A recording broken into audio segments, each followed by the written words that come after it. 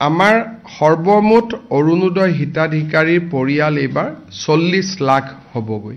এই গোটেই ডাটাবেছটো আমি চৰকাৰী কৰ্মচাৰীৰ লগত আমাৰ মুখ্যমন্ত্ৰী লোকসেৱা আৰোগ্য যোজনাৰ লগত বহুত কেইটা ডাটাবেছৰ লগত আমি ইয়াক মেটচ কৰাইছিলো যাতে এজনো অযোগ্য হিতাধিকাৰীয়ে এই আঁচনিত সোমাব নোৱাৰে। যেতিয়া আমি এটা সমীক্ষা কৰিছিলো, জৰীপ কৰিছিলো, তেতিয়া আমি দেখা পাইছিলো যে বহু হিতাধিকাৰী যি ধৰণে গাঁৱত আমি পাব লাগে তেনেকে আমি পাবও পৰা নাছিলো, বা কিছুমান হিতাধিকাৰী হিচাপে যি যোগ্য নহয় তেওঁলোক হিতাধিকাৰী হৈ আছিল।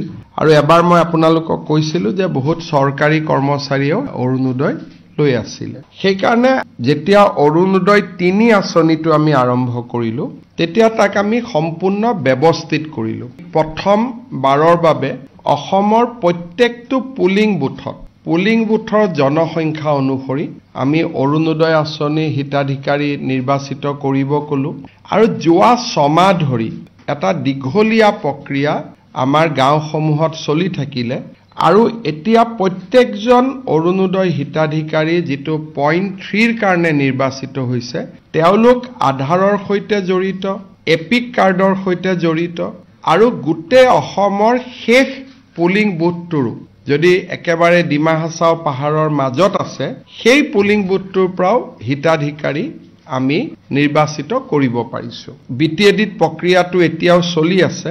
আমাৰ সৰ্বমুঠ অৰুণোদয় হিতাধিকাৰীৰ পৰিয়াল এইবাৰ 40 লাখ হ'বগৈ। বিটিএডিত প্ৰায় 6 লাখ হিতাধিকাৰী, বাকী নন বিটিএডি অঞ্চলত 34 লাখ হিতাধিকাৰী। আৰু এই গোটেই ডাটাবেছটো আমি চৰকাৰী কৰ্মচাৰীৰ লগত আমাৰ মুখ্যমন্ত্ৰী লোকসেৱা আৰোগ্য যোজনাৰ লগত বহুত কেইটা ডাটাবেছৰ লগত আমি ইয়াক মেটচ কৰাইছিলো যাতে এজনো অযোগ্য হিতাধিকাৰীয়ে এই আঁচনিত সোমাব নোৱাৰে।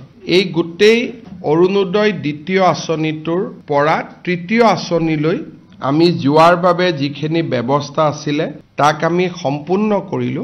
আৰু জুলাই মাহৰ পৰা অৰুণোদয় দ্বিতীয় আঁচনিটো আমি সামৰণি মাৰিলো।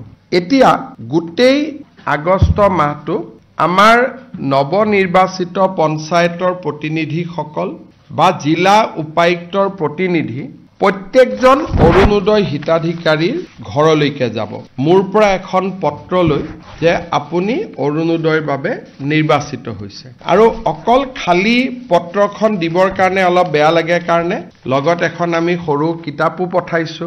মহাপুৰুষ শ্ৰীমন্ত শংকৰদেৱৰ ওপৰত, উপেন ব্ৰহ্মৰ ওপৰত, মহাপুৰুষ মাধৱদেৱৰ ওপৰত, APJ আব্দুল কালামৰ ওপৰত, গোপীনাথ বৰদলৈৰ ওপৰত, মূলা গাভৰুৰ ওপৰত, ভগৱান শ্ৰী ৰামৰ ওপৰত গোপীনাথ বৰদলৈ লিখা এখন পুথি আছিল, তাকো আমি পঠিয়াইছো।